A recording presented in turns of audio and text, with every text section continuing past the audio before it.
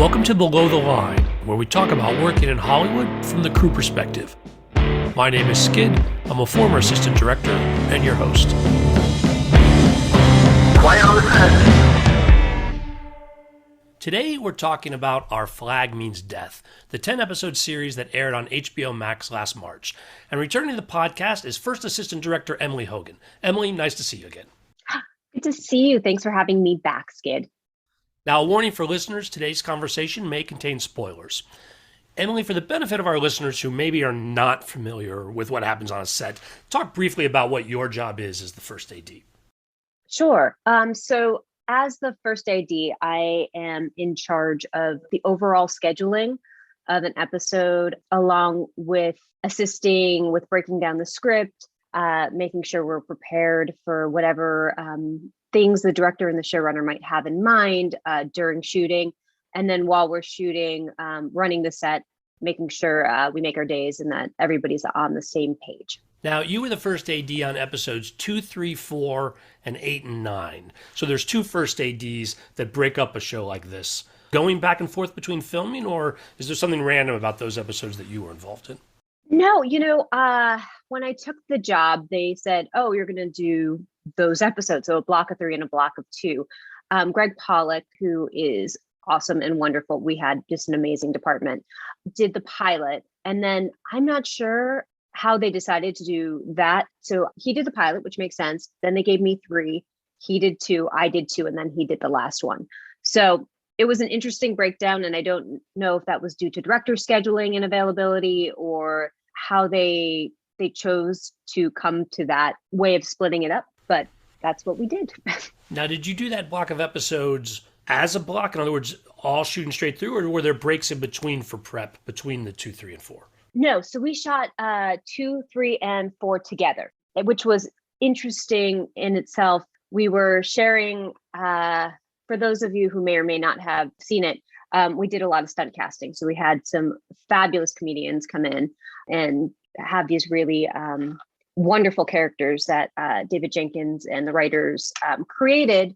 And because of that, sometimes because these are all incredibly talented and busy people, we had very limited windows with them.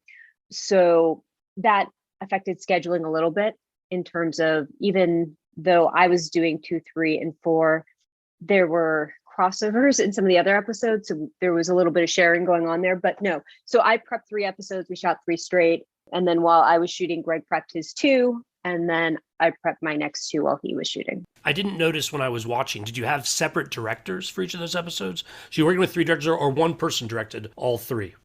So Nacho Vigalondo directed 2, 3, 4. And Bert and Bertie directed 8 and 9. So yeah, they were director blocks.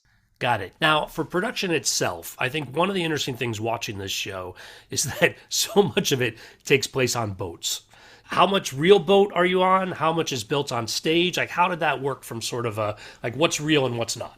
It was all on stage, all of it. Well, all the boat stuff. We did go out for location work, but our incredible art department, led by Rob Vincent, and then later in the season by Brad Rubin, created basically a large ship that broke into 3 pieces on our stage. And that was all of our deck work. And we had a 270-degree LED screen, which we utilized to be the ocean. And special effects had rigged it so that the boat rocked. And wow. So we had wind that was going in the sails. We shot all of the sailing stuff on the boat, which was actually rigged by our master rigger, Courtney Anderson, who was wonderful. And he normally works in tall ships. And I think we flew him in from San Francisco. I think he might have been working at the Maritime Museum there at the time. He was awesome and an incredible source of knowledge. But yeah, so between the LED screens and our working rigging on our ship, that is where we created most of our scene work above the Revenge. And then we had a couple other boats that our art department built that we would put into our LED screen, move out the Revenge, which again, split up into 3 pieces, which was incredible to see, to make room for these other boats. And they would just modify them for different vessels that we had, which was incredible. All of our below deck stuff were sets built on our other stages. So Steed's cabin is a set, that whole hallway, the galley, Jim's room, anything that happened beneath our vessel was all built on stage. All of the beach work, most of it was done up in Malibu for the most part, and other various locations around LA. I mean, there's a lot of exterior work in this show, whether it's the beach or when they're on the island or just like stuff that's done outside as well. And so probably a difficult shoot.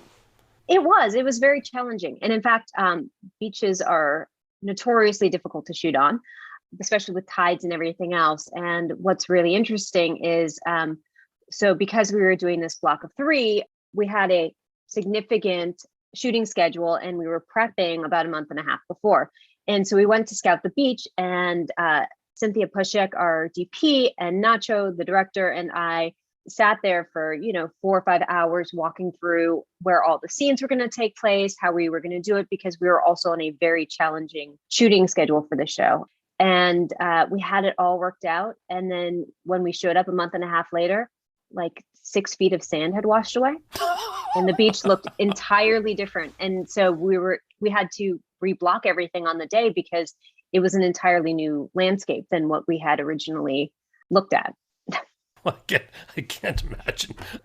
Brad, who was our art director and then became the production designer later in the season, had taken photos of a specific rock in the sand showing the levels. I just added, not even caution. He was just looking and referencing for later notes. And so he's got the same picture, which we have a before and after, and it's incredible to look at. Now, Emily, did you have any scenes in your episodes like when they're in the rowboats? We did those on stage as well, with a special effects rig, with our special effects guys hauling the rowboat. All the oars had like rubber bands on them to try to give them a little bit of a oomph to it. But yeah, that was all on stage with blue screen and our LED wall. Earlier, you alluded to bringing in all the stunt casting for this, and really a fantastic troupe of actors on this show. Talk to me more about the cast and how everybody took to it, what it was like on set. It was actually amazing. We had just such an incredible cast. I mean, just our main cast itself, I think, was like 13 or 12, all huge, incredible actors in their own right. It was interesting because I know that David had originally envisioned this to be like The Office, where everybody's always in the workspace. And so we were asking all of these wonderful big name actors to basically be background a lot of the time. And they handled it very gracefully. We were very appreciative, but there were always a lot of people to cover in the scene, which was another challenge because we wanted to try to give everybody their due, but also we had to make our days. So to their credit, they were really wonderful with everybody and us in the whole situation. Emily, you talked about all the effort to make the ship filmable location doing on stage. What other aspects of this were either unique or new to your experience as far as getting this one done? I mean, I think that was the biggest thing. I had never had the opportunity to work in a LED environment before. So that was a very interesting learning experience and trying to figure out, what we could do within that environment. And when you're trying to shoot a show, obviously the directors had to do a lot more consideration into the blocking because we only had 270 degrees and it was a huge deal to turn our boat 180 degrees. It was an overnight thing. And so we really had to think about blocking, what the best angles were, using the LED screen we had. And it's not that if you were doing a reverse and it was off the ship, you couldn't do it, but it was a whole deal because you had to hang green screens, you had to put green everywhere, blue, and it was an entire world that they would have to create and post versus the LED screen, which just became part of our set. So that was really interesting, especially in prep, working with the directors and trying to figure out not only creative blocking within the limitations we had to try to limit the amount of visual effects work we had, but to do so in a way that didn't negatively affect the creative and the storytelling and limit in a way that would be detrimental to the show. Now, when you talked about being on a tight shooting schedule, how many days did you have for those 3 episodes in that block? I kept asking for more. No, I think originally we were supposed to have 6 days per episode. I don't think we ever actually did that. I think they ended up being 7 or 8 days each, if I'm remembering correctly. It's been about a year. So, but I believe on average, I think we were supposed to originally, they had budgeted for 6.5, but I think all of them ended up being at least 7 or 8, if I'm not mistaken. The scripts were great, and there was just a lot of work. And again, when you're working with so many actors you need to cover, and you've got stunts and you've got visual effects and you've got locations and all of this other stuff, I think to really be able to do it justice, we found we needed a little extra time. You talked about losing your beach. Were there other scenes or locations that were particularly challenging on this one? Most of my location work was on the beach. So the beach for me was what was most challenging. I know we were shooting this summer, and so on some of the other blocks, the heat in LA was definitely a challenge, especially because our actors were wearing all this incredible, beautiful clothing made by Christine Wada in our costume department.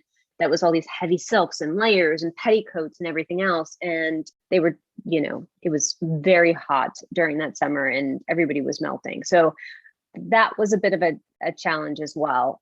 But no, overall, I think it was just really getting things done in the very tight schedule we had that was the most challenging piece of it. And you said it was about a year ago when you filmed. So that put you at the height of COVID protocols as well, right? And having to work under those conditions. Yeah, well, it was actually when we started filming, we were in the lull after the January, February, March kind of height of COVID. This was before Delta, before Omicron. And so we were kind of in this nice lull as we were getting started. And then as we were working our way through the season, Delta started rearing its ugly head.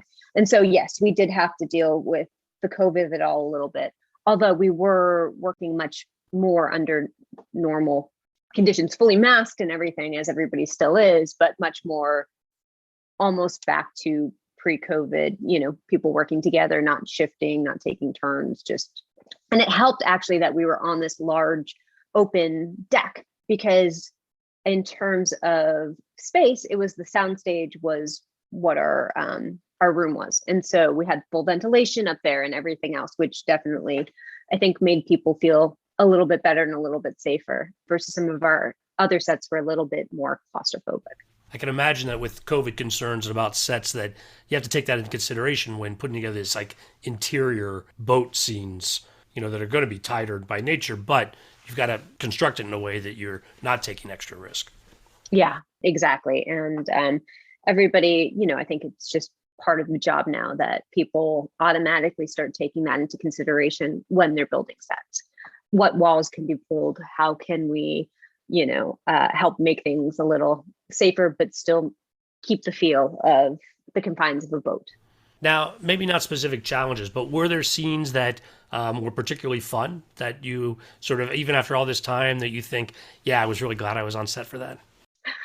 Yeah, actually, super fun was when the first time Blackbeard comes and rescues Steed.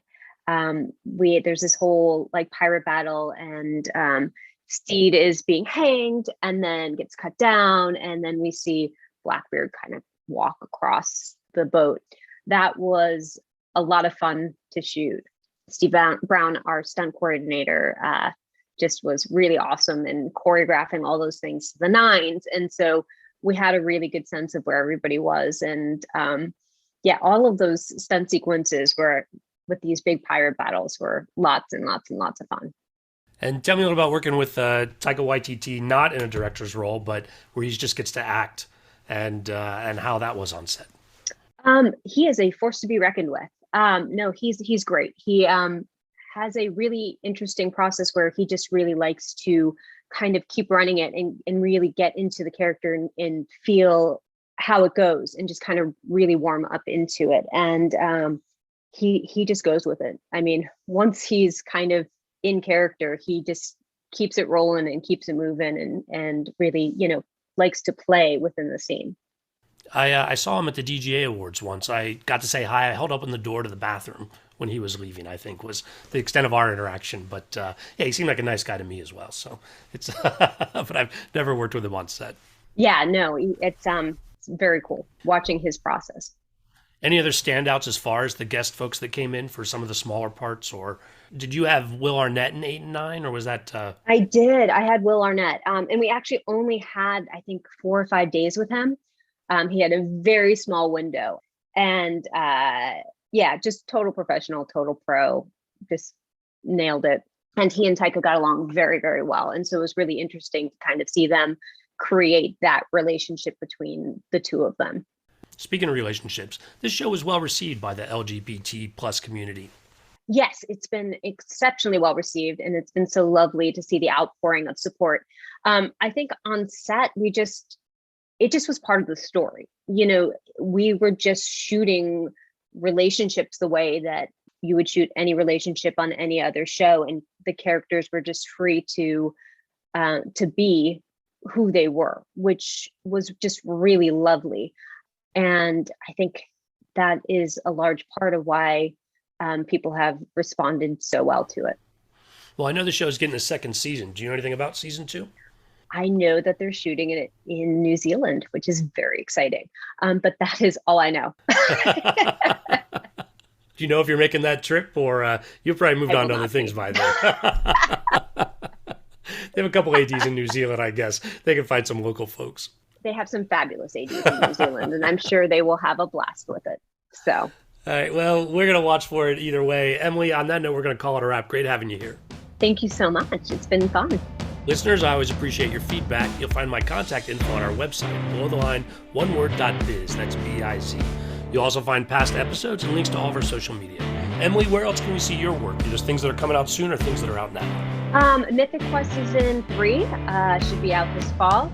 And I'm currently working on Season 2 of Sexualizing College Girls. So that will be out later this year as well, I believe, too. We'll keep an eye out for both, and Emily, hope to see you again soon. Thanks for being here. Indeed. Thanks for having me.